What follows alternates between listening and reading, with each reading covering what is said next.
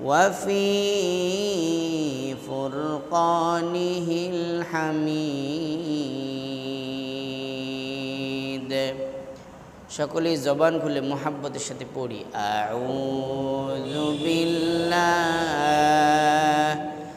মিনাশ শাইতানির রাজীম বিসমিল্লাহির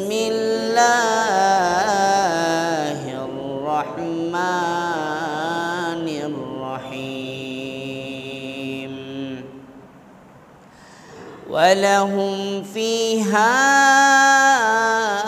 أزواج مطهرة ولهم فيها أزواج مطهرة وهم فيها خالدون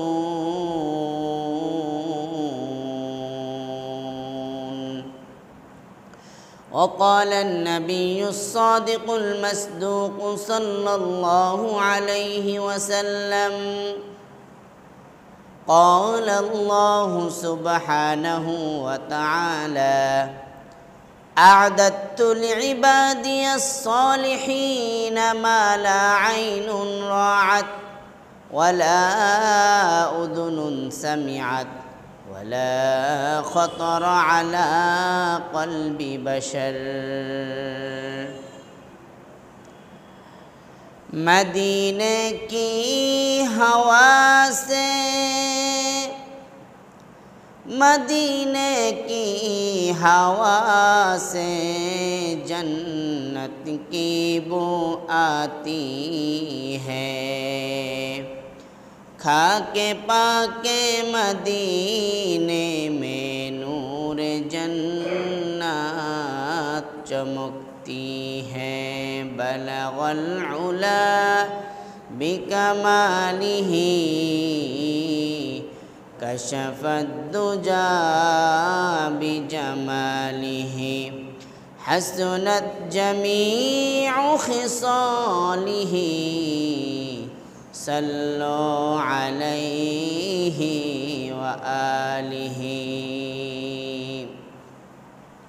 मुअज़्ज़ज़ हाज़िरीन सम्मानित मुसल्लियान किराम মহান রব্বুল আলামিনের দরবারে লাখো কোটি শুকর ও সুজুদ যে রব্বে কারীম আমাদেরকে গত জুমা থেকে এই জুমা পর্যন্ত দীর্ঘ একটি সপ্তাহ হায়াত দারাজ করে সুস্থ রেখে দুনিয়ার সকল ঝামেলা থেকে মুক্ত করে বিভিন্ন ঘর থেকে যাচাই করে বাছাই করে মোহাব্বত করে ভালোবেসে পবিত্র জুমার দিন জুমার নামাজ আদায়ের লক্ষ্যে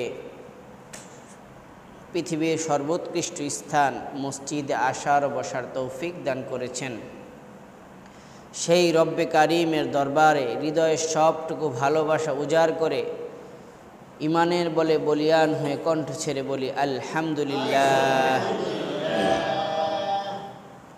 মুআজ্জাজ হাজিরিন, এই যে আজকে জুমার আজান হয়েছে, এই আজান এই এলাকার দূর দূরান্তে পৌঁছে গেছে মানুষের কানে কর্ণকুহরে। আজান শোনার পরে এখনও অনেক মানুষ দেখা যাবে হাটে বাজারে বিলে খেতে, তারা আজানের আগে যে অবস্থায় ছিল আজানের পরে তারা একই অবস্থায় আছে, তাদের দুনিয়াবি সব কাজের মধ্যে তারা ব্যস্ত। অথচ জুমার আজান হওয়ার পরে দুনিয়ার সকল ব্যবসা বাণিজ্য ক্ষেত খামারের কাজ আল্লাহ তাআলা নিষেধ করে দিয়েছেন। আজানের পরে হালাল কাজটাও হারাম হয়ে যায়। আল্লাহ স্পষ্টভাবে বলেন, وَإِذَا نُودِيَ إِلَى الصَّلَاةِ مِنْ يَوْمِ الْجُمُعَةِ, যখন জুমার আজান হয়ে যায়, فَاسْعَوْا إِلَى ذِكْرِ اللَّهِ وَذَرُوا الْبَيْعَ, তখন তোমরা জুমার নামাজের জন্য প্রস্তুতি শুরু করো, জুমার নামাজ আদায় করার জন্য মসজিদের দিকে ছুটতে থাকো। ওয়াদারুল বাইআ, ব্যবসা বাণিজ্য দুনিয়ার সব কাজ কাম তোমরা বন্ধ করে দাও, দুনিয়ার সকল কাজকর্ম তোমরা বাদ দিয়ে জুমার নামাজের প্রস্তুতি শুরু করো। এই কথাটা কে বলেছে? আল্লাহ। তাহলে আল্লাহ বলতেছেন ওয়াজারুল বাই, তোমরা ব্যবসা বাণিজ্য দুনিয়ার কাজকর্ম বন্ধ করে দাও। এখান থেকে ফুকাহায়ে কেরাম মাসআলা বের করেছেন যে আল্লাহ এখানে ওয়াজারুল বাই ডাইরেক্ট অর্ডার নির্দেশ দিচ্ছেন যে আজানের পরে ব্যবসা বাণিজ্য সব বন্ধ করে দাও। সুতরাং জুমার আজান যখন হয়ে যায় তখন দুনিয়াবি সব কাজকর্ম বাদ দেওয়া ফরজ, অর্থাৎ দুনিয়াবি সকল হালাল কাজও আজানের পরে করা হারাম, নিষেধ। তো যারা আজান শোনার পরে এবং এই বিধান জানার পরেও এখনও যারা কাজকর্মে লিপ্ত, বোঝা যাচ্ছে তাদের কাছে পরকালের জীবনের চাইতে এই জীবন বেশি দামি, পরকালের জীবনের চাইতে এই জীবন তাদের কাছে বেশি মূল্যবান। এই জন্য তারা ওপারের চিন্তা না করে, পরকালে কি হবে না হবে ওই চিন্তা না করে তারা এই জগৎকে কামানোর জন্য তারা মাজায় গামছা বেঁধে নেমে পড়েছে।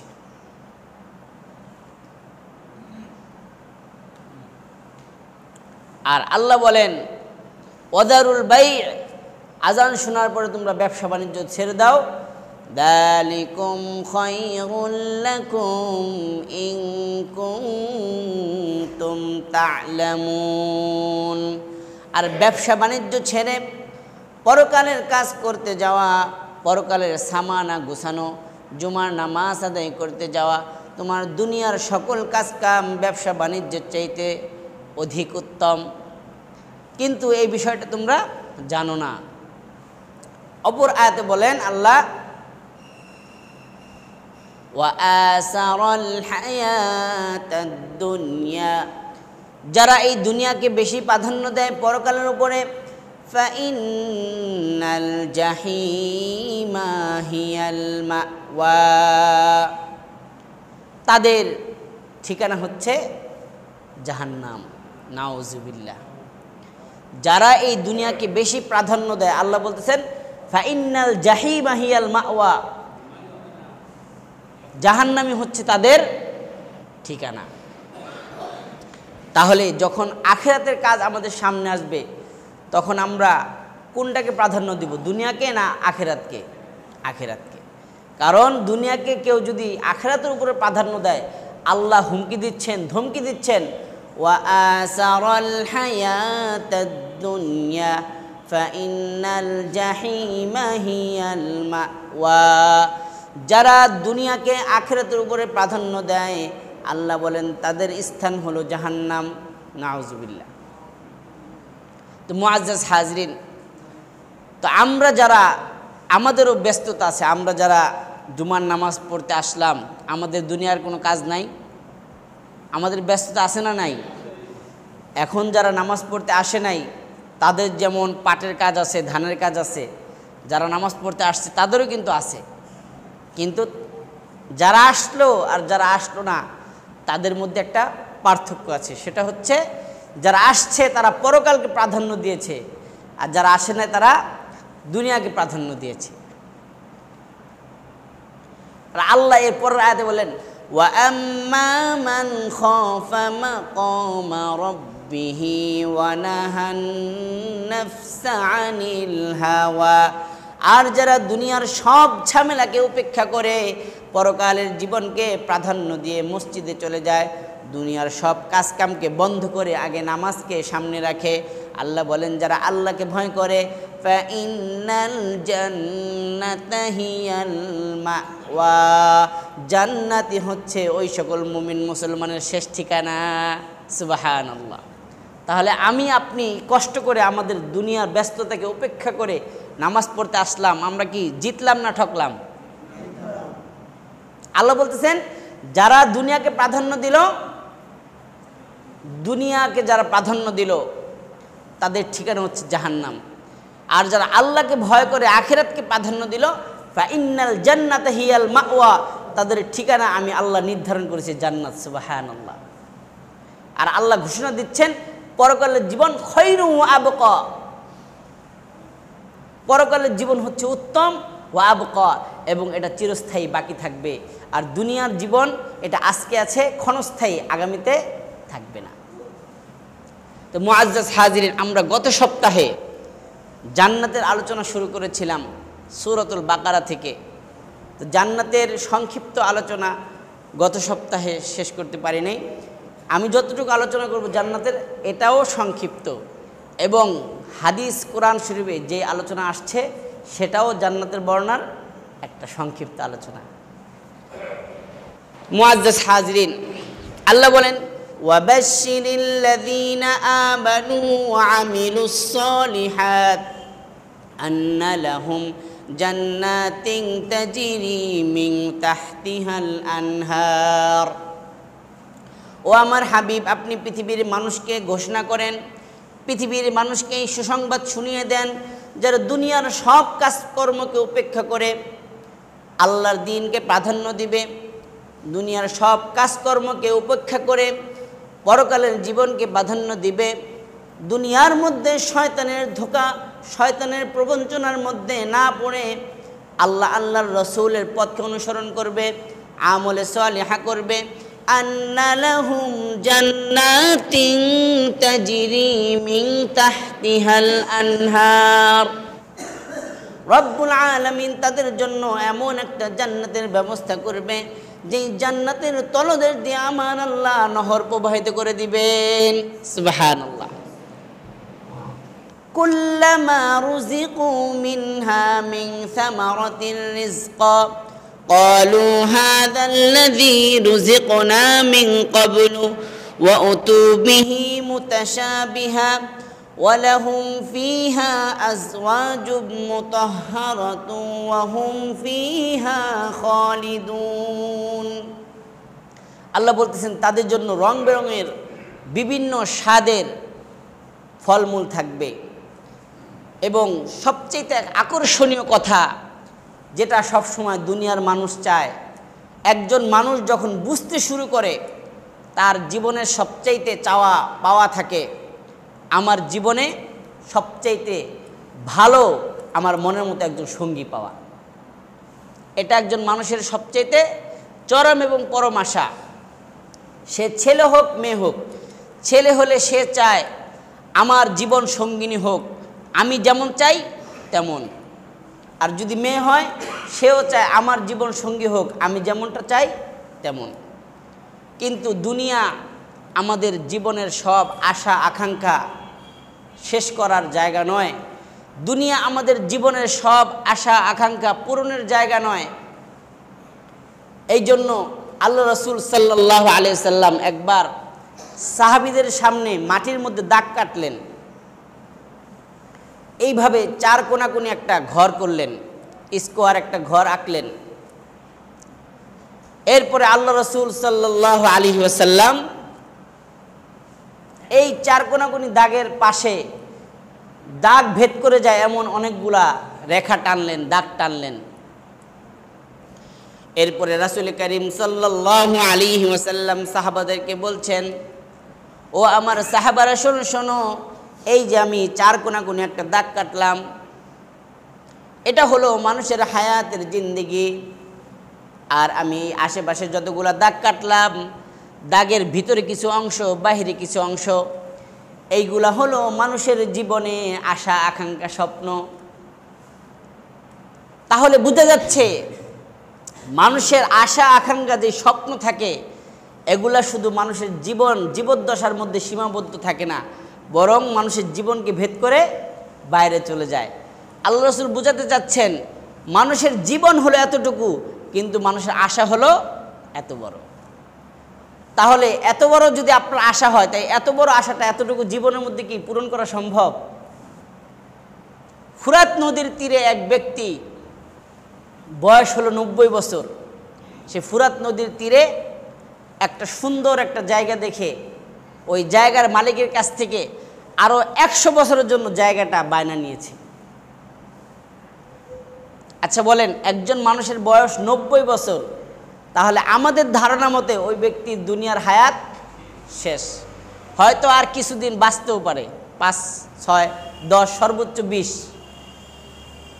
কিন্তু ওই যে মুরব্বী বয়োজ্যেষ্ঠ, সে যে সুন্দর একটা জায়গা আরো 100 বছরের জন্য বায়না নিল, কোন আশায়? নিশ্চয়ই তার কাছে এমন কোনো সংবাদ আসছে যে আজরাইল মারা গেছে। যদি আজরাইল যদি মারা না যায়, তাহলে কোন আশায় সে আরো 100 বছরের জন্য একটা জায়গা ভাড়া নিল? আসলে কি আজরাইল মারা গেছে? আজরাইল মারা যায় নাই। ওই যে রাসূলের কথা যে আমাদের জীবন এতটুকু, কিন্তু আমাদের আশা আকাঙ্ক্ষা এত বড়। এত বড় আশা আকাঙ্ক্ষা তো এতটুকু জীবনের মধ্যে পূরণ করা সম্ভব নয়। তো আমাদের জীবনে সবচাইতে ইম্পর্টেন্ট একটা ড্রিম, স্বপ্ন হচ্ছে আমার জীবন সঙ্গিনী আমার মতো হয়। কিন্তু দেখা যায় দুনিয়ার মধ্যে 100 ফ্যামিলির মধ্যে খোঁজ খবর নিলে দেখা যাবে 99% ফ্যামিলি, স্বামী বলবে আমার বউ আমার মনের মতো না, স্ত্রী বলবে আমার স্বামী আমার মনের মতো না। এই জন্য আল্লাহ রাব্বুল আলামিন বলেন, দুনিয়া তো তোমার মনের মতো হওয়ার জিনিস না, আমি আল্লাহ তুমি যেটা সারা জীবন চেয়েছো, আমি আল্লাহ জান্নাতে তোমার জন্য সেটা ব্যবস্থা করে রেখেছি। সুবহানাল্লাহ। আল্লাহ বলেন, ওয়ালাহুম ফিহা আজওয়াজুম মুতাহহারাতুন ওয়া হুম ফিহা খালিদুন। আমি আল্লাহ জান্নাতের মধ্যে পুরুষদের জন্য পুত পবিত্র স্ত্রীদেরকে ব্যবস্থা করে রেখেছি, এবং নারীদের জন্য আমি পুত পবিত্র স্বামীদেরকে ব্যবস্থা করে রেখেছি। সুবহানাল্লাহ। এখান থেকে অনেক মায়েরা বোনেরা প্রশ্ন করে যে কোরআনে পাকের মধ্যে আসছে হুরুল ঈন, আল্লাহ তাআলা জান্নাতের জন্য ডাগর ডাগর নয়না, আয়ত লোচনা, সুন্দর টানা টানা চক্ষু বিশিষ্ট হুরদের ব্যবস্থা করে রেখেছেন। তো তারা প্রশ্ন করে যে পুরুষদের জন্য যদি এত সুন্দরী সুন্দরী হুর থাকে, তাহলে নারীদের জন্য কি থাকবে? জান্নাতে শুধু পুরুষরা যাবে না নারীরাও যাবে? নারীরাও যাবে। তো আল্লাহ তাআলা কোরআনে পাকের মধ্যে বলেছেন হুরুল ঈন, হুরুম মাকসুরাতুন ফিল খিয়াম, এইভাবে হুরদের আলোচনা করেছেন। তো সুন্দরী নারীরা তো পুরুষরা পাবে, কিন্তু নারীরা কি পাবে এটা অনেক মা বোনরা জানতে চায়। কিন্তু তাফসীর ঘাটলে দেখা যায় হুর এটা হলো বহুবচন, হুর এটা হচ্ছে বহুবচন, এর এক বচন হচ্ছে হিওয়ার, যার অর্থ হচ্ছে সাথী। সাথী কি শুধু পুরুষদের হয় না নারীদেরও হয়? নারীদের বান্ধবী থাকে না, নারীদের বন্ধু থাকে না? নারীদেরও সাথী থাকে, পুরুষদেরও সাথী থাকে। আর ডাগর ডাগর চোখের কথা যে আসছে, এটা হচ্ছে তাদের একটা বৈশিষ্ট্যের কথা আল্লাহ তাআলা তুলে ধরেছেন, যে জান্নাতে যে সকল সাথীরা থাকবে, পুরুষদের জন্য নারী সাথী, নারীদের জন্য পুরুষ সাথী, তাদের চোখের বর্ণনা দিয়েছেন যে তাদের চোখগুলো থাকবে ডাগর ডাগর সুন্দর সাদা চকচকা। সুবহানাল্লাহ। এবং এই আয়াতের তর্জমা আরো স্পষ্ট সুন্দর বোঝা যায়। আল্লাহ তাআলা সূরা বাকারার মধ্যে বলছেন, ওয়ালাহুম ফিহা আজওয়াজুম মুতাহহারা। আজওয়াজুম মুতাহহারা, আজওয়াজ হলো জাউজের বহুবচন, মানে হচ্ছে স্বামী স্ত্রী। অর্থাৎ জান্নাতে যদি কোনো মহিলা যায়, তার স্বামী যদি দুনিয়াতে নেককার হয়, তাহলে আল্লাহ তাআলা ওই স্বামীকেই জান্নাতে তার সাথী বানিয়ে দিবেন। সুবহানাল্লাহ। আর যদি দুনিয়াতে কোনো পুরুষ নেককার হয়, তার স্ত্রীও যদি নেককারনী হয়, আল্লাহ তাআলা জান্নাতের মধ্যে ওই স্ত্রীকে তার সাথী বানিয়ে দিবেন। সুতরাং তার সাথীরা থাকবে পুত পবিত্র। এই জন্য মাদের বোনদের নিরাশ হওয়ার কিছু নাই যে শুধু শুধু পুরুষরাই পাবে, মহিলারা বুঝি কিছু পাবে না। অথচ আপনারা দেখেন কোরআনে পাকের মধ্যে মহিলাদেরকে উৎসাহ দেওয়ার জন্য আল্লাহ তাআলা স্বতন্ত্র একটা সূরা নাজিল করেছেন মহিলাদের নামে, সূরাতুন নিসা। কিন্তু 114টা সূরার মধ্যে একটা সূরাও নাই যেখানে আল্লাহ তাআলা বলেছেন সূরাতুর রিজাল, পুরুষদের সূরা। তাহলে আল্লাহ তাআলা মহিলাদেরকে প্রাধান্য দেন না বলেন?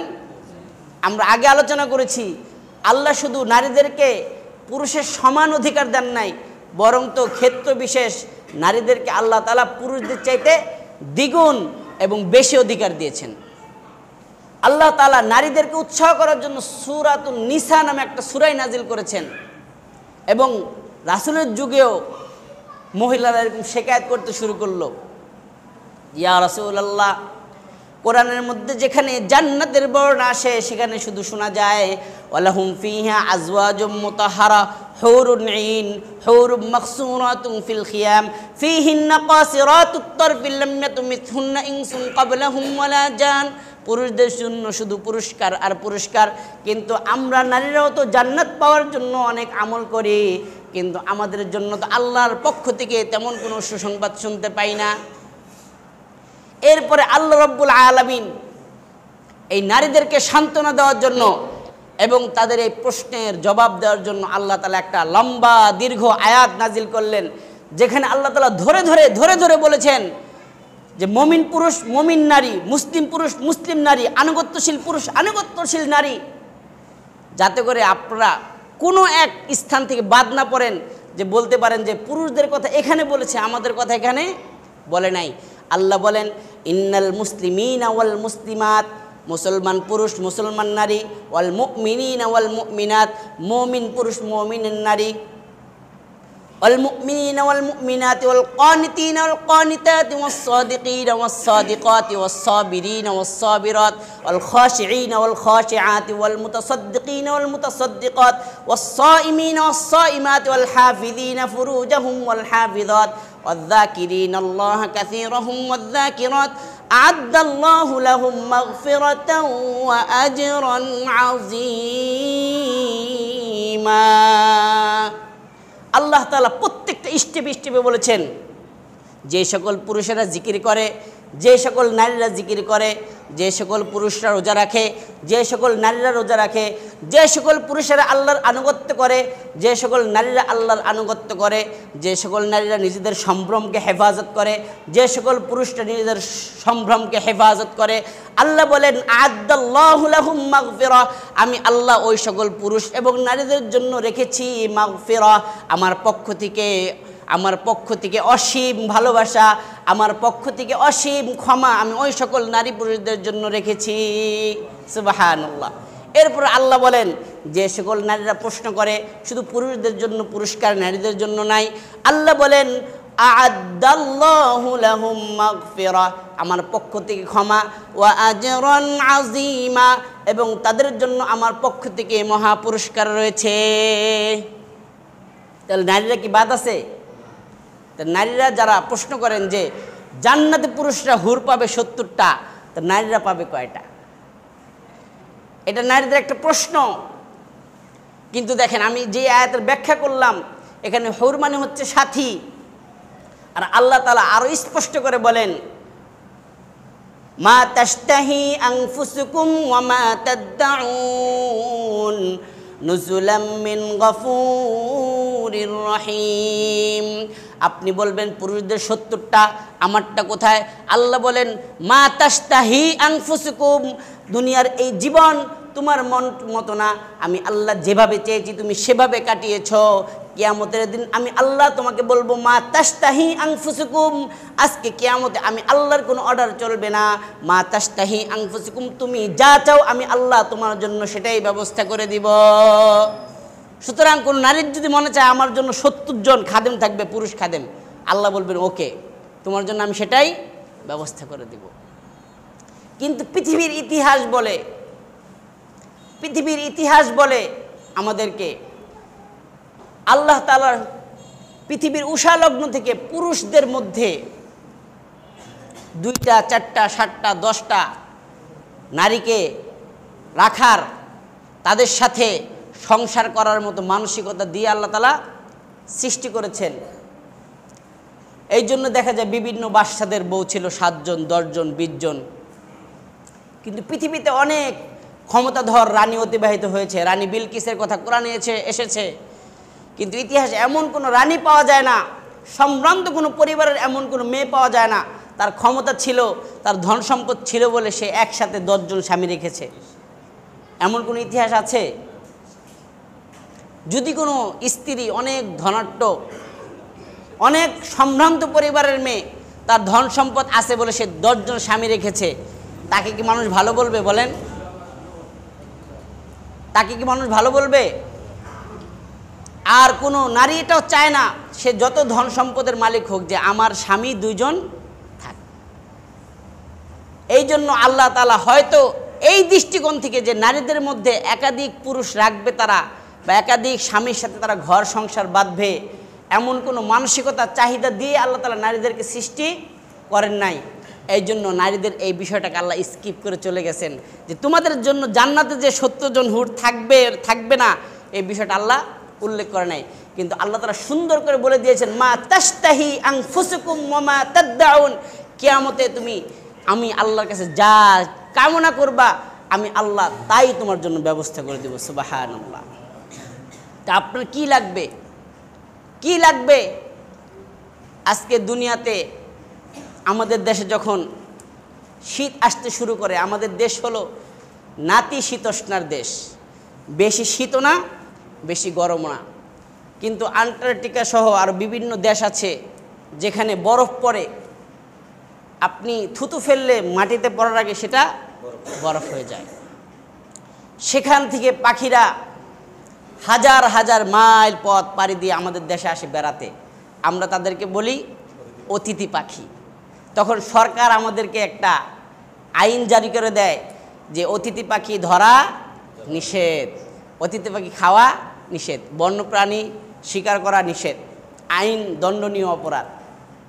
কিন্তু আপনার জিহ্বা তো মানে না। আপনার তো মনে চায় এত সুন্দর সুন্দর পাখি দেখলে খেতে মনে চায় না বলেন? বাজারে কেউ যদি পাখি শিকার করে আনার আগেই বিক্রি শেষ। তাহলে বোঝা যাচ্ছে পাখি খাওয়ার প্রতি মানুষের একটা আলাদা লোভ কাজ করে। আল্লাহ তাআলা সেই বিষয়গুলা কোরআনের মধ্যে সুন্দর করে ধরেন। আল্লাহ বলেন, ওয়ালাহমি তাইরিম মিম্মা ইয়াশতাহুন, জান্নাতের মধ্যে আমি আল্লাহ জান্নাতের জন্য পাখির মাংসের ব্যবস্থা করে দিব। সুবহানাল্লাহ। ওয়ালাহমি তাইরিম মিম্মা ইয়াশতাহুন, আল্লাহ বলেন অতলহিম মামদুদ অযিল্লিম মামদুদ ওয়া মাইম মাসকুব, আমি আল্লাহ জান্নাতের মধ্যে এমন এমন কলার ব্যবস্থা করে দিব, দুনিয়াতে একটা কলার মধ্যে 20 হালি 30 হালি কলা হয়। আল্লাহ বলেন ওয়াযিল্লিম মামদুদ ওয়া মাইম মাসকুব, আমি আল্লাহ জান্নাতের মধ্যে এমন কাদি কাদি কলার ব্যবস্থা করে দেব, জান্নাতের গাছের আগা থেকে গোড়া পর্যন্ত শুধু কলা আর কলা থাকবে। সুবহানাল্লাহ। তো দুনিয়ার মানুষ যেগুলো চায়, যেগুলা কামনা করে, আল্লাহ তাআলা তাদের জন্য সব ব্যবস্থা করে রেখেছেন। তো জান্নাতীরা জান্নাতে যাওয়ার পরে এই সব নিয়ামত তারা ভোগ করতে থাকবে। আল্লাহ রাসূল সাল্লাল্লাহু আলাইহি সাল্লাম জান্নাতের জন্য ঘোষণা দেন, মাই ইয়াদখুলুহা ইয়ানআম ওয়া লা ইয়াবআস, যেই ব্যক্তি একবার জান্নাতের মধ্যে ঢুকবে ওই ব্যক্তি শুধু আল্লাহর কাছ থেকে নিয়ামত লাভ করতে থাকবে। ওয়ালা ইয়াবআস, কখনো এমন হবে না আল্লাহর কাছে কোনো কিছু চেয়েছে আল্লাহ তাকে নিরাশ করে ফিরিয়ে দিয়েছে। ওয়ালা ইয়াবআস, কখনো সে নিরাশ হবে না।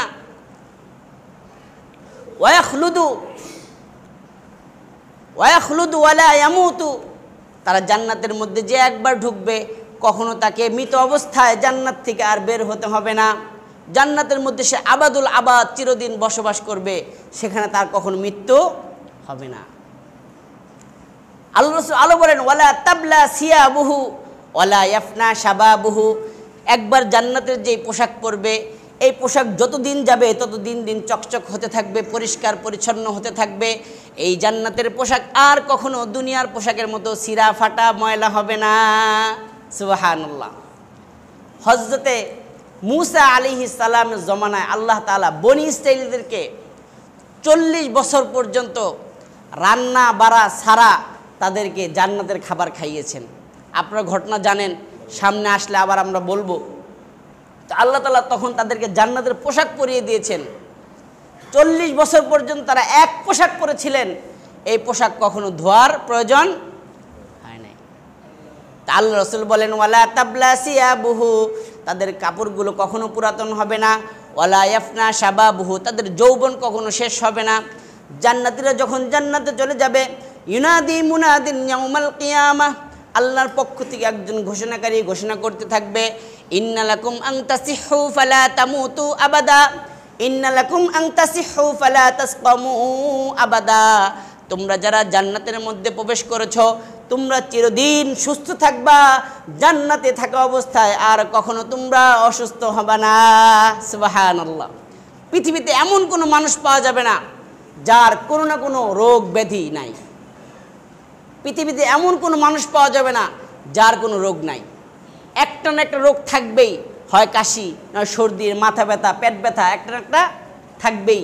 কিন্তু আল্লাহ তাআলা জান্নাতের জন্য ঘোষণা দিবেন, ইন্না লাকুম আন তাসিহু ফালা তাসকামু আবাদা, আজকে দিয়ে তোমরা চির সুস্থ আর কখনো অসুস্থ হবে না। ইন্না লাকুম আন তাহইয়াউ ফালা তামুতু আবাদা, আজকে দিয়ে তোমরা চিরঞ্জীব আর কখনো তোমাদের মৃত্যুবরণ করতে হবে না। সুবহানাল্লাহ। এরপরে আবার ঘোষণাকারী ঘোষণা দিবে, ইন্না লাকুম আন তাশিব্বু ফালা তাহরামু আবাদা, তোমরা যারা জান্নাতে প্রবেশ করেছো চিরদিন যৌবন থাকবা, যুবক থাকবা, আর কখনো তোমাদের যৌবন বার্ধক্যে পরিণত হবে না। সুবহানাল্লাহ। এরপরে জান্নাতীদের জন্য আরেকটা বিশাল স্পেশাল ঘোষণা নিয়ে আসবে, ইন্না লাকুম আন তানঈমু ফালা তাবআসু আবাদা, যতদিন তোমরা জান্নাতের মধ্যে থাকবা আল্লাহর পক্ষ থেকে তোমরা নিয়ামত লাভ করবা আর কখনো তোমাদেরকে নিরাশ করা হবে না। এখন জান্নাতীরা এইভাবে যুগ যুগ বসবাস করছে। একদিন আল্লাহ তাআলা জান্নাতীদেরকে জিজ্ঞেস করবে, হাল মিন মাজিদ, তোমাদের কি আর কোনো চাহিদা আছে? তখন যারা সাধারণ জনগণ, সাধারণ মুসলমান, তারা বলবে, আল্লাহ আর কি চাই, আমাদের জীবনে আর কখনো মৃত্যু হবে না, আমরা জীবনে কখনো অসুস্থ হব না, আমরা জীবনে কখনো নিয়ামত থেকে নিরাশ হব না, তা আমাদের আর জীবনে কি চাই, সবই তো পেয়ে গেছি। তখন উলামায়ে কেরাম যারা এই হাদিসে পড়েছে যে আল্লাহ বলেন, লাং তারানি, দুনিয়াতে চর্মচক্ষু দ্বারা আমি আল্লাহকে কখনো দেখতে পারবা না, তবে জান্নাতে আমি আল্লাহ আমার মুমিন বান্দার সাথে দিদার করব, সাক্ষাৎ করব। সুবহানাল্লাহ। তখন আলেমরা, এই কোরআনের হাফেজরা, যাদের এই কোরআন সম্পর্কে জ্ঞান আছে, হাদিস সম্পর্কে ধারণা আছে, তারা বলবে, আল্লাহ এখনো একটা নিয়ামত আমরা পাই নাই। আল্লাহ বলবেন, সেটা কি? বলবেন, আল্লাহ আপনার দিদার, আপনার দিদার তো এখনো পাই নাই। এই যে দুনিয়ার সকল ব্যস্ততাকে বাদ দিয়ে কত পাট আমার পুকুরের মধ্যে ভিজানো, এখনো বাঁচা বাকি, কিন্তু আপনাকে দেখব বলে, আপনার জান্নাত পাবো বলে সব ব্যস্ততাকে উপেক্ষা করে জুমার নামাজ পড়তে চলে গেছি। সুতরাং দুনিয়াতে এত কষ্ট করেছি কিন্তু আপনার দেখা কখনো পাই নাই। প্রেমিক যদি সারা জীবন খালি প্রেম করতেই থাকে, যার সাথে প্রেম করে তার যদি দেখা না পায়, এই আকাঙ্ক্ষার কোনো শেষ আছে? আমরা তো শুধু আল্লাহকে না দেখে বিশ্বাস করি, না দেখে তার ইবাদত করি, এত কষ্ট সহ্য করি, আল্লাহর দিদার কখনো পেলাম না। আল্লাহকে দেখার ইচ্ছা আমাদের আছে না নাই? জান্নাতীরা বলবে, আল্লাহ আপনার দিদার আমরা পেতে চাই। তখন আল্লাহ বলবেন, আমার দিদার লাভ করবা, ঠিক আছে। আল্লাহ তাআলা বলবে, একটা মাহফিল সাজাও। আল্লাহ তাআলা বান্দাদের সাথে দিদার যাওয়ার জন্য বিশাল মাহফিল আয়োজন করবে, সেখানে জান্নাতীরা বসে থাকবে। তখন আল্লাহ তাআলা স্টেজের মধ্যে সকল নবীগণদেরকে ডাকবেন, কিন্তু 3টা চেয়ার থাকবে, 3টা চেয়ার খালি। হঠাৎ করে আল্লাহ বলবেন, আজকে বিশেষ অতিথি দাউদ, তুমি এই চেয়ারে বসো। বাম পাশের চেয়ারে বসবে হযরত দাউদ আলাইহিস সালাম।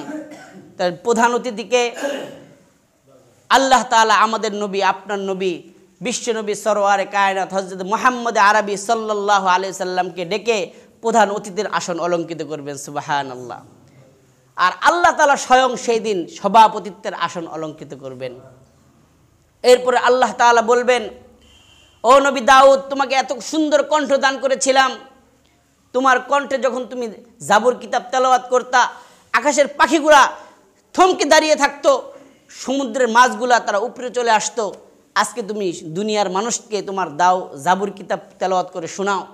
হযরত দাউদ আলাইহিস সালাম তার জাবুর কিতাব তেলাওয়াত শুরু করবে। জান্নাতি মানুষগুলা হাজার হাজার বছর পর্যন্ত পিন পতন নীরবতা বিরাজ করবে, এমনভাবে তারা হযরত দাউদ আলাইহিস সালামের তেলাওয়াত মনোমুগ্ধ করে শুনতে থাকবে। সুবহানাল্লাহ। এরপরে রাসূল করিম সাল্লাল্লাহু আলাইহি সাল্লামকে বলবেন, ও আমার হাবিব, আপনার উপর আমি যেই কোরআন নাজিল করেছি, আপনার কোরআন শোনার জন্য কাফের মুশরিকরা ব্যতিব্যস্ত হয়ে থাকতো, ওদের আগ্রহে অপেক্ষা করত।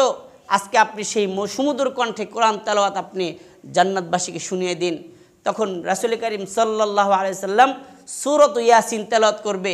আমরা সেই দিন ইয়াসিন সূরা শুনে মনোমুগ্ধ হব। সুবহানাল্লাহ। এরপরে স্বয়ং আল্লাহ রাব্বুল আলামিন তার দিদার আমাদেরকে দান করবেন।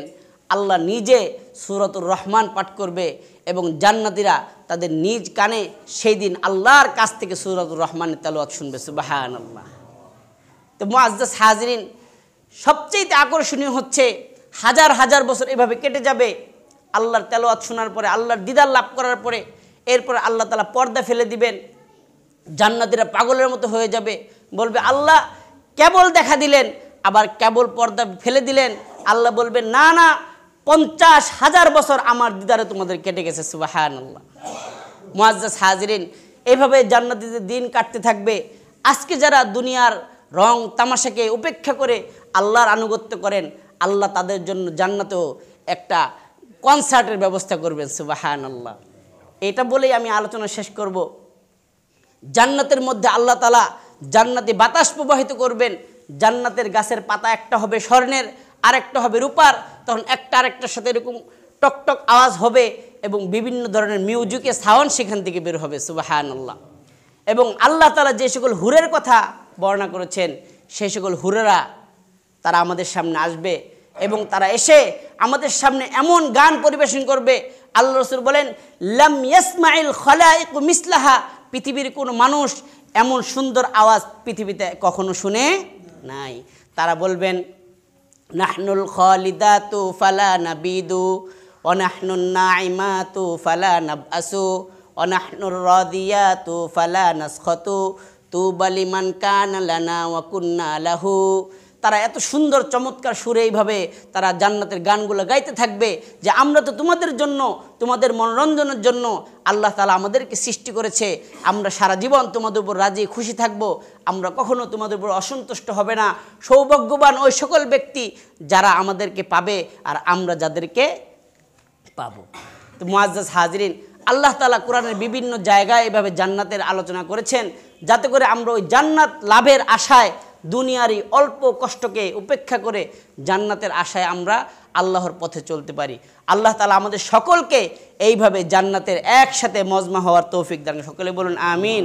ওয়া আখির দাওয়ানা আলহামদুলিল্লাহি রাব্বিল আলামিন। যারা